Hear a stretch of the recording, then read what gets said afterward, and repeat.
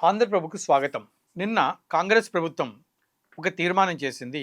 అదేమిటంటే వందే మాతరం గేయం ఏదైతే పార్లమెంట్లో పూర్తి పాఠాన్ని పాడాలనేటువంటి ఒక చట్టం తీసుకొచ్చిందో దాన్ని మేము అనుసరించము. ఇది కేవలం 2 చరణాలు మాత్రమే పాడాలి. దీనికి కారణం వాళ్ళు చూపించింది ఏంటంటే 1937లో అప్పటి కాంగ్రెస్ ప్రభుత్వం, అప్పుడున్నటువంటి కాంగ్రెస్ ప్రభుత్వంలో నెహ్రూ, సుభాష్ చంద్రబోస్ మరియు గాంధీజీ సమక్షంలో గేయాన్ని 2 చరణాలు మాత్రమే పాడాలనేటువంటి తీర్మానం చేసింది. ఆ తీర్మానానికి మేము కట్టుబడి ఉన్నాం. కాంగ్రెస్ ప్రభుత్వం తీర్మానాన్ని ఏ విధంగా చూడాలి, దీనిపై మనం చర్చిద్దాం. మనతో పాటు జూమ్లో అందుబాటులో ఉన్నారు ప్రొఫెసర్ శ్రీ మురళీ మనోహర్ గారు. సార్ నమస్కారం అండి. నమస్తే అండి. సిడబ్ల్యూసి యొక్క మీటింగ్ నిన్న జరిగిన దాంట్లో కొన్ని నిర్ణయాలు కొంచెం ఇబ్బందికరంగా అనిపించినటువంటి వాదన వినిపిస్తుంది. ఒకటి వందే మాతరం సంబంధించి పూర్తి పాఠం అనే అంశం ఒకటి, అట్లాగే రామ జన్మభూమి గురించి మేము ప్రతి వీధికి వెళ్తాము, ప్రతి చోటకు అదొక అలజడి కింద తీసుకొస్తాము, ఉద్యమాన్ని తీసుకొస్తామని కాంగ్రెస్ పార్టీ చెప్పడము. సో ఈ విషయాలపై మీ అభిప్రాయం తెలియజేస్తారా?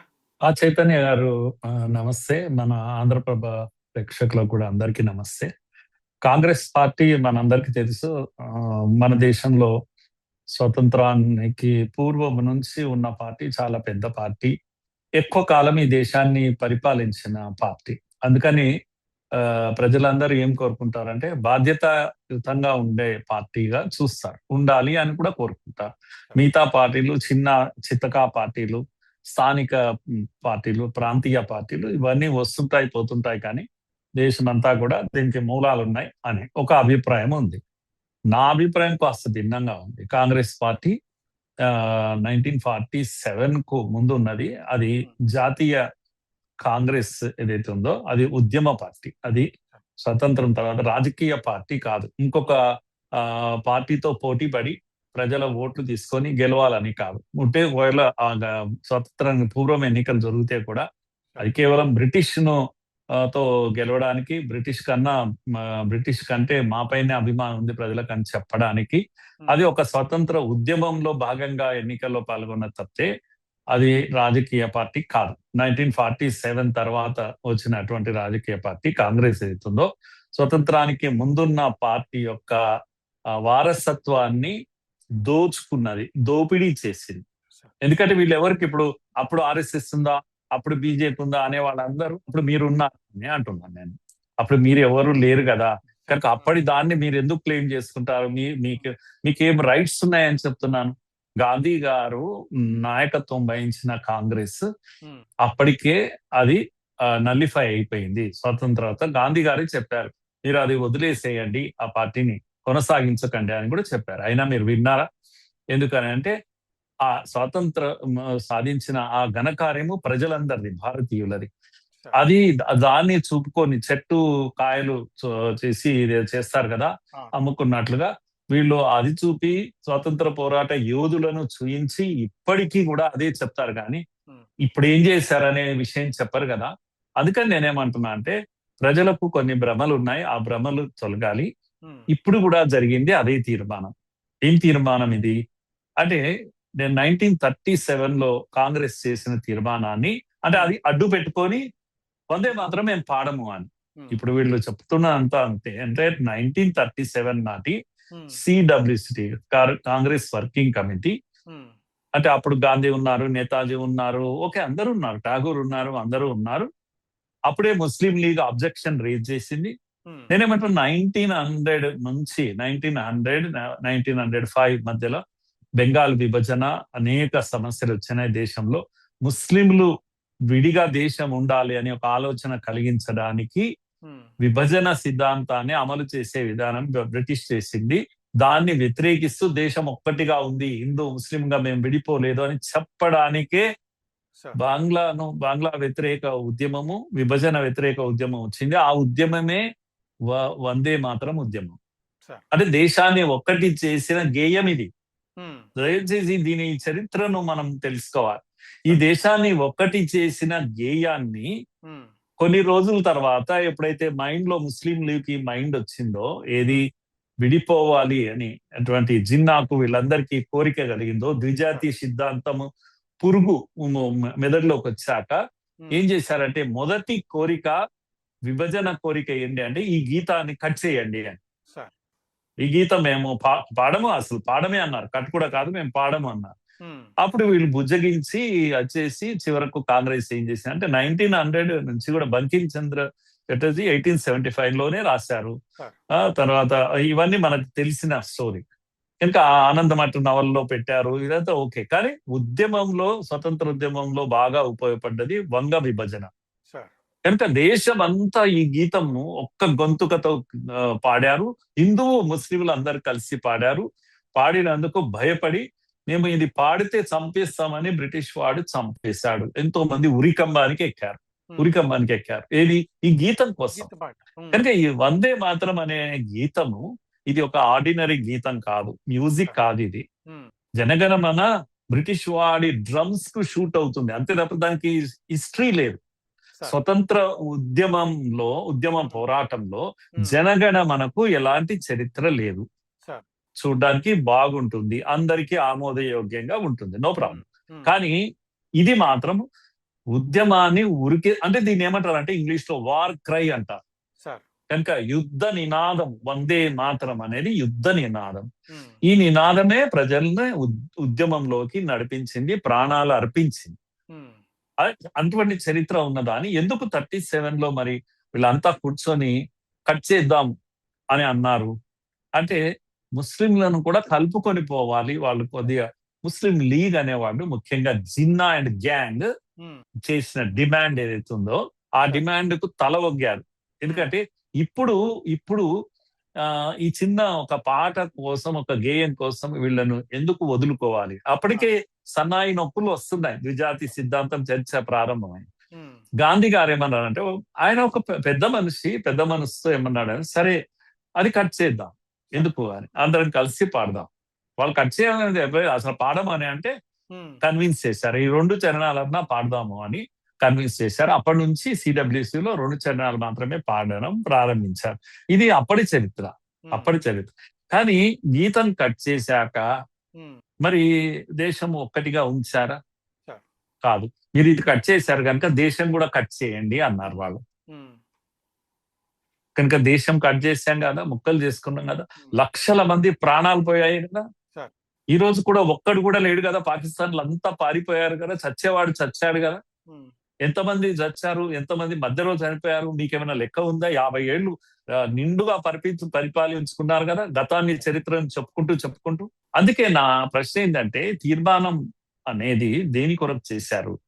దేని కొరకు ఇప్పుడు అంటే ఇప్పుడు వందే మాతరము, పూర్తి వందే మాతరం, ఇవన్నీలో మనం లెసన్ నేర్చుకోవాలి. ఒక జాతిగా, ఒక దేశంగా, భారతీయులుగా ఈ మట్టితో మనకున్న అనుబంధము ఇంకెవడికి ఉండదు. ఈ మట్టి మనకు ఇది ఒక పుణ్యస్థలము. ఇది కేవలం ఒక పీస్ ఆఫ్ ల్యాండ్ కాదు ఇది. కనుక ఇక్కడ ఒక గంగ ప్రవహిస్తుంది, ఇక్కడ ఒక కాశీ ఉంటది, ఇక్కడ ఒక కన్యాకుమారి ఉంటది, రామేశ్వరం ఉంటది.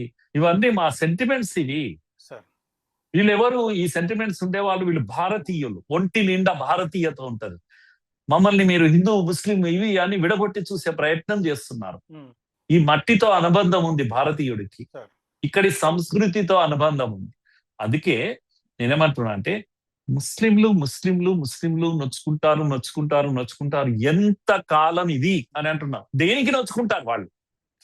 ఏ గీతం ఒక్కటి చేసిందో ఆ గీతం పాడితే నొచ్చుకుంటారా?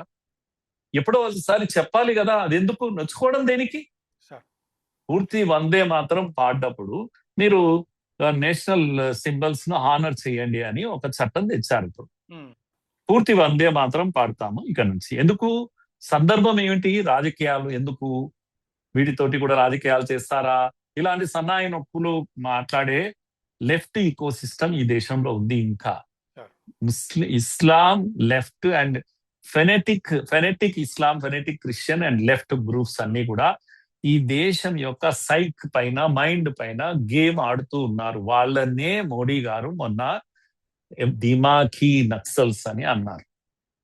కనుక ఈ దిమాఖీతో గేమ్ ఆడుతున్నారు భారతదేశం పైన. నేనేమంటున్నాను, భారతీయులందరికీ, ముఖ్యంగా జెన్జీకి నేను అప్పీల్ చేస్తున్నాను.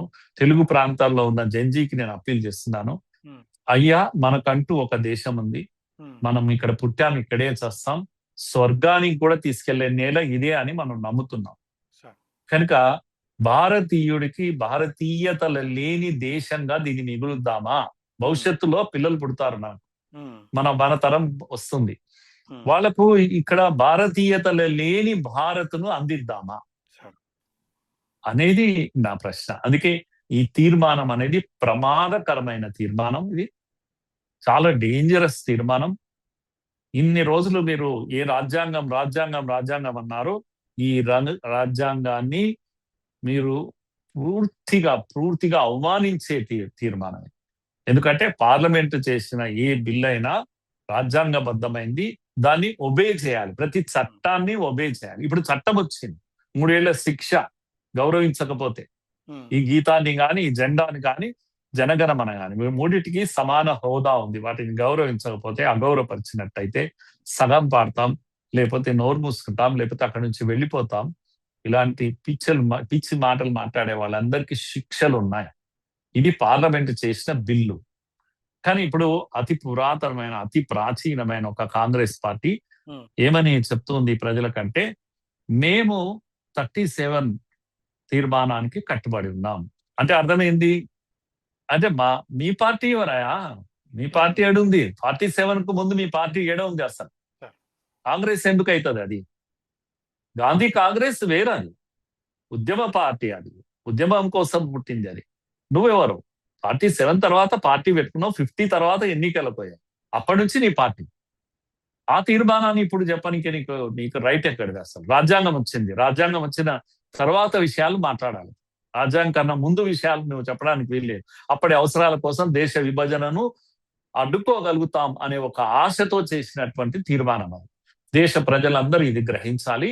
వందే మాతరం, పూర్తి వందే మాతరం అనే దానికోసం మన ఉస్మానియా యూనివర్సిటీలో కూడా ప్రాణాలు అర్పించినరు. లేకపోతే పివి నరసింహారావు గారు స్వయంగా వారు సస్పెండ్ అయ్యారు ఇక్కడ నుంచి.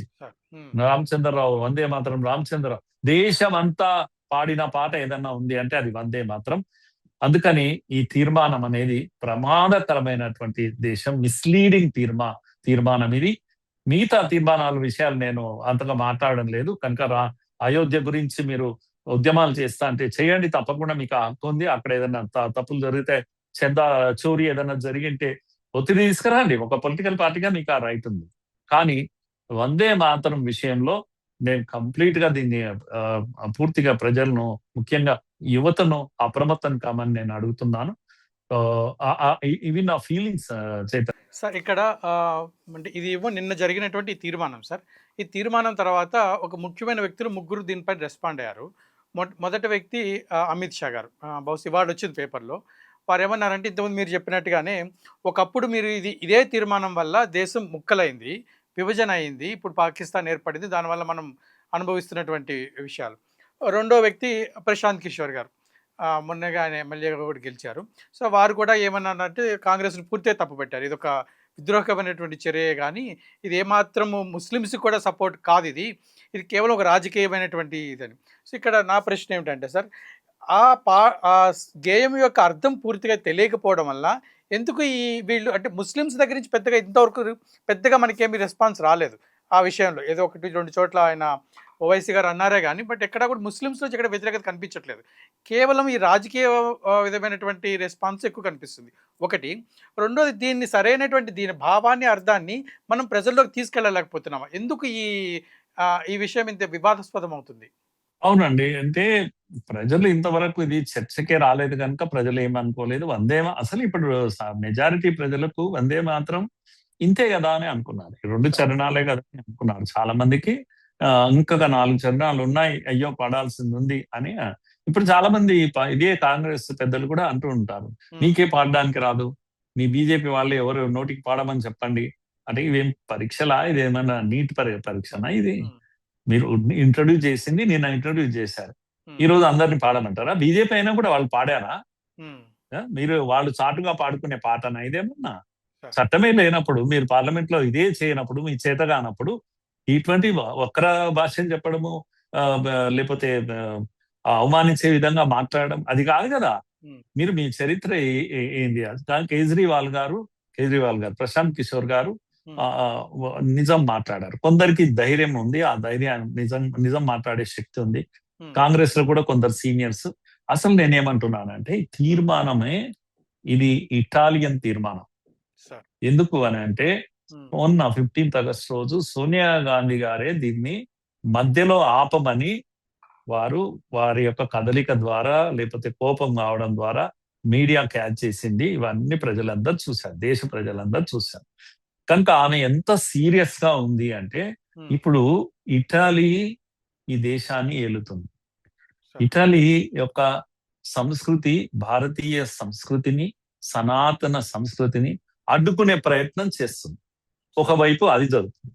ఉమ్, ఇప్పుడు ఇంకో వైపు ఇటాలియన్ లేడీ మెలోనీ ఆధారంగా మోడీని అవమానించే పనులు ఇంకో వైపు చేస్తున్నారు. సార్. రెండూ ఉన్నాయి.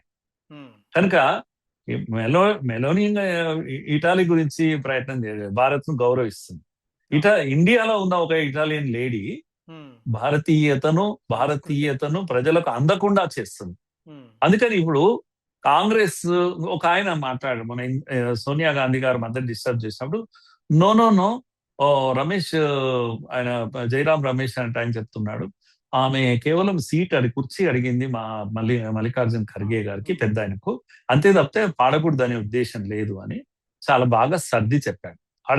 అందరికీ అర్థమవుతుంది ఉమ్, మీరు ఎట్లా సర్దుతున్నారు అని. ఒక పెద్ద మనిషి అని నేను అబద్ధం మాట్లాడుతున్నాను ఇవన్నీ లేకుండా సిగ్గు లజ్జ లాంటివి వదిలేసి మాట్లాడాడు. మంచిదే, ఓకే. అదన్నా ఏంటంటే తప్పు జరిపోయింది, సర్దుకుందాం అనే ఒక ధోరణి అందులో ఉంది. నేను ఆయన పెద్దగా ఇదే తప్పదు. ఇంకొకడు ఏమంటాడు అంటే ఏదన్నా జరగని మేము మొత్తం పాడామా లేదా, వందే మాత్రం సార్. గడుసరి తనం అంటారు. ఉమ్, నేను మొత్తం పాడామా లేదా, వెరీ గుడ్, పాడారు కదా, మరి మంచిదే కదా. ఇంకొకరు ఏమన్నారంటే మేము మా తీర్మానానికే కట్టుబడి ఉన్నామని ఇంకొక ఆయన అన్నారు. కాంగ్రెస్ లో రకరకాల గొంతులు ఇవన్నీ వినపడ్డాయి. నా మాట ఏంటి అంటే సోనియా గాంధీ గారుకి ససేమిరా ఇష్టం లేదు పూర్తి వందే మాత్రం పాడాడు. అక్కడే అడ్డుకునే ప్రయత్నం చేసింది. ఆమెను కాదని మీరు పాడారు. ఇప్పుడు కేసు అయింది, కోర్టు తేలుస్తుంది తప్పకుండా. ఆ పాయింట్ ఏంటంటే ఇప్పుడు అందరినీ కూర్చోబెట్టి ఉమ్, చెవులు బట్టి కూర్చోబెట్టి వాళ్ళందరితో ఒక తీర్మానం చేయించింది సోనియా గాంధీ. ఏంది అంటే ఈ దేశంలో వందే మాత్రం పాడకండి ఉమ్, అనేటువంటి తీర్మానం ఆమె చేయించింది. అందుకే నేను భారతీయులందరికీ కూడా నీలో భారతీయత ఉంటే నువ్వు ఆలోచించు, ఈ గేయం కోసం ఎందుకు ప్రాణాలు ఇచ్చారు. ఇందులో వీళ్ళు కట్ చేసిన పార్ట్ కూడా అప్పట్లో పెద్దలు కట్ చేసిన దాన్ని నేను తప్పు పట్టను. వాళ్ళు అప్పట్లో ఎందుకు కట్ చేశారంటే చెప్పాను కదా, దేశాన్ని కాపాడుకుందాము, అయినా కాపాడుకోలేకపోయినా. అందుకని ఏం చేశాం, చివరకు వాళ్ళు అడిగిన భూభాగాన్ని ఇచ్చేసాం. మీకు ఇబ్బంది అని చెప్పే మీకు ఇది మీరు ఏమన్నారు, ద్విజాతి సిద్ధాంతం అంటే ఏంది చైతన్య గారు, ఇగో ఇలాంటి భారతీయతను మేము యాక్సెప్ట్ చెయ్యము.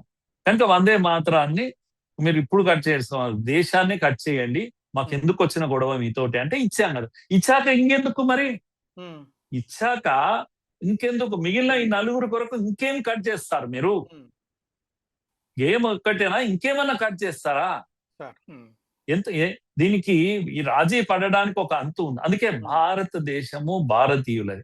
ఇక్కడ మిగిలిపోయిన ముస్లింలు భారతీయులే, క్రైస్తవులు భారతీయులే. మతాలు ఏవైనా పక్కకు పెట్టేసి నేషన్ ఫస్ట్, దేశమే ఫస్ట్. మతాలన్నీ మడత పెట్టి ఇంట్లో పెట్టుకోండి మీరు. అది హిందూ అయినా, క్రైస్తవుడైనా, జైనమైనా, ఎవడైనా సరే మతం మడత పెట్టండి అని అంటున్నాను. మీ ఇంట్లో పెట్టుకోండి. కానీ ఇది దేశం, ఇది జాతి, దీనికి ఒక సంస్కృతి ఉంది ఈ దేశానికి. ఈ సంస్కృతి అందరిది. మీరు అర్థం చేసుకోండి, సంస్కృతి వేరు, మతం వేరు. నేను ఎన్నోసార్లు చెప్పాను ఈ విషయంలో, మతం వేరు. కనుక పెద్ద మతము మెజారిటీ ప్రజలు పాటించే మతంలో నుంచి కొన్ని సంస్కృతిలోకి కూడా వస్తాయి. సంస్కృతి అనేది అందరిది. ఉదాహరణకు భారతదేశంలో mother is first. Mother first nation మనది, మాతృస్వామ్య దేశం మనది. కనుక అమ్మ పవిత్రమైంది. భారతీయులందరికీ మొట్టమొదటి పవిత్రమైనది ఏదైనా ఉంటే అది అమ్మ. అందుకే మనము భారతీయులం అందరం ఏం చేస్తామంటే ఏదైనా ఒకటి మంచి పవిత్ర భావన కలిపితే దానికి అమ్మ పేరు అమ్మ పెట్టేస్తాం. పేరు పెడతాం. గంగా మాత అంటాం. గంగా పవిత్రమైంది. నేను సంస్కృతి గురించి మాట్లాడుతున్నా. భారతీయ సంస్కృతి మతంతో సంబంధం లేదు. మళ్ళీ దయచేసి ముఖ్యంగా జెన్జీ ఇది ఆలోచించాలి. మనం ఎవరము? నీ ఐడెంటిటీ ఏంది? నువ్వెవరవు? నువ్వు భారతీయుడు కనుక నీకేముంటుంది? భారతీయ సంస్కృతి ఉంటుంది. ఆ సంస్కృతిలో ఉదాహరణకు చిన్న అంశమే చెప్తా, అంత పెద్ద అవసరం లేదు. మన మన ఊర్లలో గ్రామాల్లో కూడా పాలు వేసేవాడు వ్యవసాయదారుడు వచ్చి ఇంటింటికి పాలు పోసి డబ్బులు తీసుకుంటాడు కదా. పాలు అన్ని పోసాక పైన ఇంత కొసరు అని వేస్తాడు. దీంట్లో హిందూ, ముస్లిం, క్రిస్టియన్ ఏమన్నా ఉంటుందా అండి? ఎందుకంటే నీకు కావాలంటే ఇంత ఎక్కువ వేసుకో కానీ తక్కువ వేయద్దు, నా పైసలు బరాబర్ ఇస్తావు, పూర్తి ఇస్తానని. ఈ కొసరు అనేది మన కల్చర్ లో భాగం. దయచేసి అర్థం. ఇలాంటివి నేను ఒక 100 విషయాలు చెప్తాను. నేను సంస్కృతిలో భాగం. అమ్మ పవిత్రమైంది కనుకనే గంగకు గంగామాత అన్నాం. ఎందుకంటే మనకు గంగను పవిత్రంగా చూసే అలవాటు ఉంది కనుక మనము భారత్ ను కూడా భారత్ మాత అన్నాం. అలా పవిత్రమైన ఏవేవి ఉన్నాయో అన్నిటినీ కూడా మాతగా పిలిచాము. గోమాత అన్నాం, తులసి మాత అన్నాం. సో మదర్ సెంటర్డ్ కల్చర్ మనది. అందుకే భారత్ మాతను మనం పూజిస్తాం, అమ్మగా చూస్తాం. ఇది భారతీయ మతానికి ఏం సంబంధం? మధ్యలో వచ్చి నువ్వు నేను పాడను, నాకు అల్లానే ముఖ్యం, నీ అల్లా ముఖ్యమైతే నువ్వు నమాజ్ చేసుకో వారం వారం. ఎవరొద్దన్నారు? మధ్యలో దేశం కోసం నిలబడాలి, ప్రాణం ఇవ్వాలి. లేకపోతే ఈ దేశంలో ఉండనీకి నీకు హక్కు లేదు ఎవడికి కూడా. రేపు ఆర్మీలోకి వస్తే అదే అంటావా నువ్వు? సల్యూట్ చేయనంటే నాకు చేయలేను నేను అని అంటావా? నీ మతం ఎక్కడి నుంచి వస్తుంది?